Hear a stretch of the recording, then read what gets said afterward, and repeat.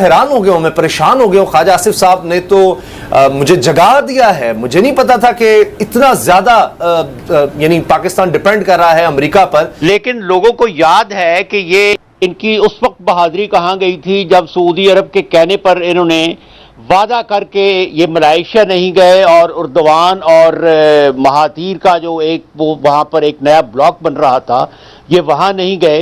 India मुसलसल live दिखा रहा है। मैं पहले भी एक कमेंट कर चुका हूं, इंडिया क्या दिखा रहा है कि एंड ऑफ इमरानिस्तान, ये सऊदी अरेबिया के जाने का अगर वो जाएं तो हमारा नुकसान होता है। हालांकि उनका क्या प्रपोजल था? उनका प्रपोजल सिर्फ ये था कि हम एक ग्रुप बनाएं विद इन दी ओआईसी जो कश्मीर कोस को ठीक से प्रोजेक्ट करेंगे, जो इस वक्त प्रोजेक्ट नहीं हो रहा है। चांस था कि कश्मीर में जो हुआ उसके ऊपर वो खुलकर बोलेंगे, आर्टिकल 370-35A की एब्रोगेशन के ऊपर। आज इमरान खान इंडिया के लिए इतना इंपॉर्टेंट हो गया है कि वो वहां लिखते हैं कि this is the end of Imranistan, और पाकिस्तान में बैठे हुए लोग उनके टेलीविजन चैनल पर अपीयर होकर, बहुत सारे ऐसे लोग हैं जो पॉलिटिकल पार्टी से ताल्लुक रखते हैं इंक्लूडिंग पीपल्स पार्टी एंड पीएमएलएन, वो उनके चैनल पर अपीयर होकर अपना स्टांस दे रहे हैं। उस वक्त आपकी इंडिपेंडेंट फॉरेन पॉलिसी कहां पर थी जब एक मुल्क के कहने पर आप मलेशिया नहीं गए? आपने कमिटमेंट दे के भी उस कॉन्फ्रेंस में शिरकत नहीं की। सारी दुनिया को पता कि किसके कहने पे आपने एक मीटिंग से आप नहीं जा सके। नमस्कार दोस्तों, स्वागत है आप लोग का हिंदुस्तानी स्पेशल के एक और नए वीडियो में। दोस्तों, जैसे कि आप जानते हैं कि पाकिस्तान में लगातार जो पॉलिटिकल अस्थिरता बनी हुई है उससे पाकिस्तान को बहुत ज़्यादा नुकसान का सामना तो करना पड़ ही रहा है। लेकिन साथ में ही आपको पता होगा कि जो हिलाली है वो इमरान खान की पॉलिसी की काफ़ी तारीफ करता है। दोस्तों, अगर सही मायने में बात किया जाए तो इमरान खान ने कुछ ऐसे स्टेप उठाए हैं जो कि उनके कंट्री के लिए अच्छा है।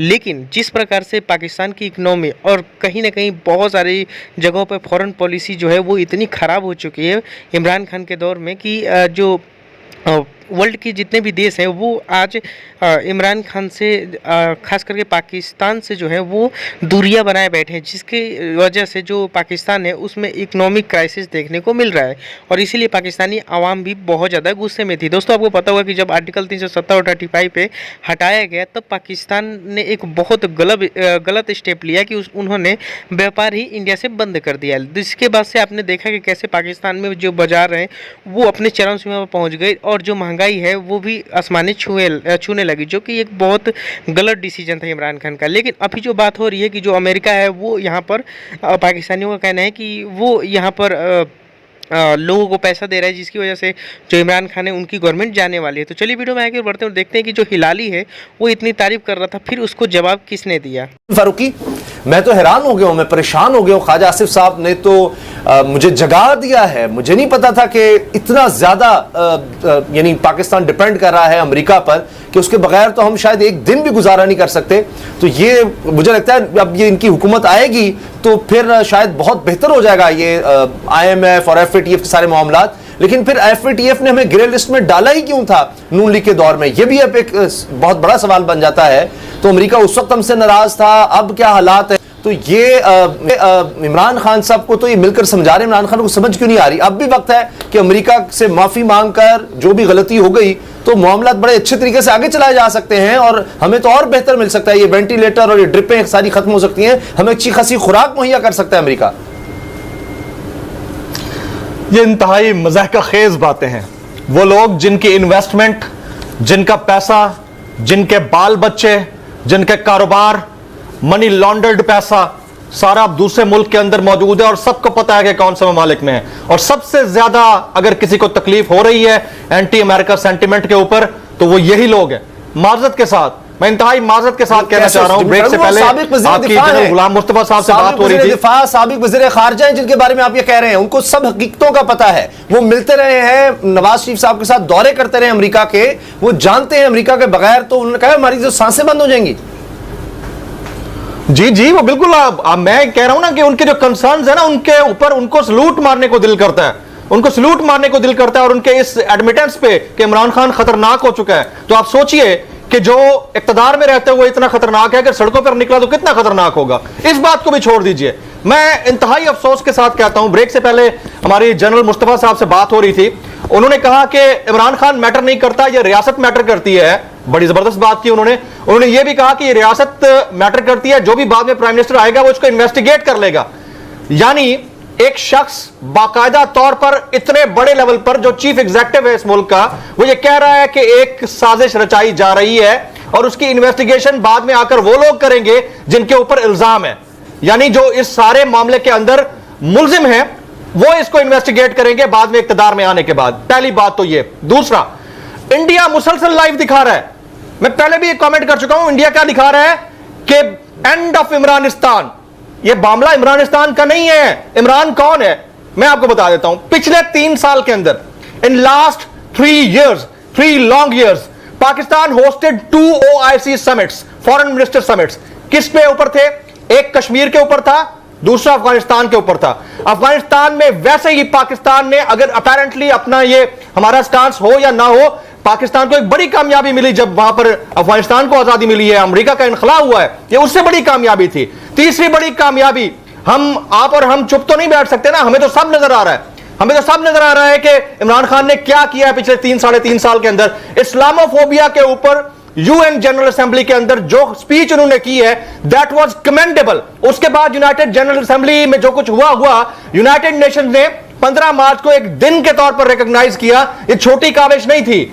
ये वो तमाम चीजें हैं जो कि इंडिया को हमेशा खलती रही हैं। और इंडिया के मामले के ऊपर इमरान खान का बतौर हुकूमत, जाहिर हुकूमत रियासत को रिप्रेजेंट कर रही है ना, एक क्लियर कट स्टांस था कि कश्मीर में जो हुआ उसके ऊपर वो खुलकर बोलेंगे। आर्टिकल 370-35A की एब्रोगेशन के ऊपर आज इमरान खान इंडिया के लिए इतना इंपॉर्टेंट हो गया है कि वो वहां लिखते हैं कि this is the end of Imranistan, और पाकिस्तान में बैठे हुए लोग उनके टेलीविजन चैनल पर अपीयर होकर, बहुत सारे ऐसे लोग हैं जो पॉलिटिकल पार्टी से ताल्लुक रखते हैं, including Peoples Party and PMLN, वो उनके चैनल पर अपीयर होकर अपना स्टांस दे रहे हैं।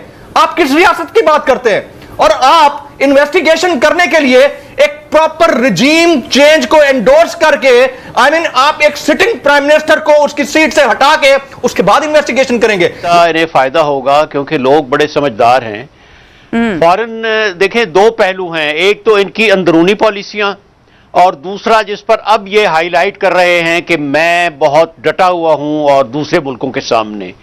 लेकिन लोगों को याद है कि ये इनकी उस वक्त बहादुरी कहाँ गई थी जब सऊदी अरब के कहने पर इन्होंने वादा करके ये मलाइशिया नहीं गए और उर्दवान और महातीर का जो एक वो वहाँ पर एक नया ब्लॉक बन रहा था, ये वहाँ नहीं गए। और हमारे बहुत सीजन एम्बेसडर बैठे हैं, इन्होंने एम्बेरस भी किया था सऊदीज को, अर्दवान को, ये बताकर कि मुझे उन्होंने किया है। दूसरा, ये तो MBS के जहाज पर गए थे और फिर वापसी पर अमेरिका से जहाज से उतरवा लिया है। अच्छा, हमारा फॉरेन ऑफिस जो है उसको तो पता ही नहीं होता कि ये क्या कहते हैं। अमेरिकन इलेक्शन से 1 हफ्ता पहले इन्होंने अपने सारे कार्ड्स, अपने सारे जो अंडे थे वो ट्रंप की बास्केट में डाल दिए। अच्छा, अब ये तो इनका फॉरेन ऑफिस का है एस्पेक्ट कि ये तो देखें ना, हर शख्स यही कहता है आखिर में। आपको पता है कि शिकस्तगी की सबसे बड़ी दलील है दूसरों को गद्दार कहना। बड़ी हैरत की बात है कि MQM वाले भी गद्दार हैं, JUI वाले भी गद्दार हैं, मुस्लिम लीग वाले भी गद्दार हैं, पीपल्स पार्टी वाले भी गद्दार हैं, जो मुनहरिफ हुए हैं PTI से वो भी गद्दार हैं। आप खुद सोचिए कि क्या ये बात मुमकिन है? नंबर 1। नंबर 2, आप देखिए कि इन्होंने हमेशा ये कहा है कि मगरिब में ये होता है, मगरिब में ये होता है। तो हुजूर, हम बड़े अदब से पूछते हैं कि मगरिब में तो आप बरतानिया का देखें, थेरेसा मे की हुकूमत 2 साल रही। बेशुमार, मैंने कल के कॉलम में भी लिखा है कि बेशुमार प्राइम मिनिस्टर हैं जिनका 1.5 साल, 2 साल, 2.5 साल टेन्योर रहा है। तो 3.5 साल बाद अगर वोट ऑफ नो कॉन्फिडेंस आता है तो ये फरमाते हैं कि मगरिब में इस तरह होता है, तो फिर जिस तरह मगरिब में होता है वो करें। मेरा एक सवाल है मुर्तज़ा साहब, मेरा आपसे एक सवाल है। उस वक्त आपकी इंडिपेंडेंट फॉरेन पॉलिसी कहां पर थी जब एक मुल्क के कहने पर आप मलेशिया नहीं गए? आपने कमिटमेंट दे के भी उस कॉन्फ्रेंस में शिरकत नहीं की। सारी दुनिया को पता कि किसके कहने पे आपने एक मीटिंग से आप नहीं जा सके। वो अगर मसला ये है कि यहां पर अदम इत्तेमाद की तहरीक साथ जुड़ी हुई है, अदरवाइज उससे ज्यादा मेरा ख्याल है कि एम्बैरेसमेंट पाकिस्तान को कहीं भी नहीं हुई कि आपका प्राइम मिनिस्टर बेबस हो गया एक मुल्क के सामने, वो नहीं जा सका, कमिटमेंट के बावजूद नहीं जा सका। सारी दुनिया के मीडिया पे ये चीजें आई कि जनाब पाकिस्तान का प्राइम मिनिस्टर जो है उसको एक मुल्क ने धमकी दे दी कि अगर तुम गए तो तुम्हारा तेल पानी बंद। तो फिर आप किस फॉरेन पॉलिसी की बात कर रहे हैं, किस इंडिपेंडेंट फॉरेन पॉलिसी की बात कर रहे हैं? इशू ये है, रोना ये है कि अदम इत्मीनान की तहरीक है, आप जा रहे हैं, आपके खिलाफ अदम इत्मीनान की तहरीक में आपके अलाइज आपका साथ छोड़ चुके हुए हैं। हॉर्स ट्रेडिंग हुई है कि एक कमरे में दिन रात हॉर्स ट्रेडिंग होती है, एडवांस पेमेंट होते रहे, कि ये एक्सेप्ट करना चाहिए ग्रेसफुली।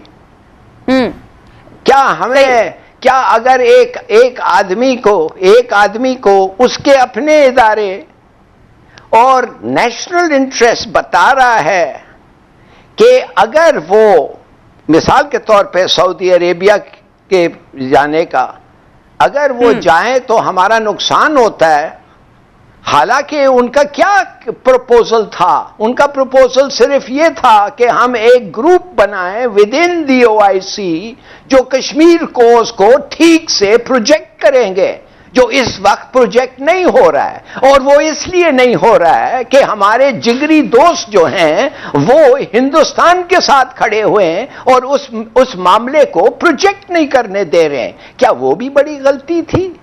क्या थोड़ा सा झिझकना सऊदी अरेबिया को खफा करने के पहले वो इतनी क्या कहते बुज़दिली थी? I don't know what he is talking about. वो कह रहे हैं कि मेरिट पाकिस्तान से कब, जब से कोटा सिस्टम आया है मेरिट खत्म हो गया है। तो आप मेरिट की जब बात करते हैं, किस चीज की बात कर रहे हैं? कि अब ये बिल्कुल सही है, हर लीडर, हर प्राइम मिनिस्टर मेरिट को इग्नोर करता है जब उसके अपने पॉलिटिकल इंटरेस्ट आते हैं। और जितना मेरिट पे दो तो एम्बेसडर्स मैंने कहने पे बना के दिए हैं फजल रहमान साहब को, एक तो उनका सेक्रेटरी और दूसरा उनका लॉयर। ये क्या बातें कर रहे हैं मेरिट पे, और ऐसी इंसिन्युएट कर रहे हैं कि ये जो लीडर हैं इसके अलावा वो बड़े मेरिट पे चलते हैं।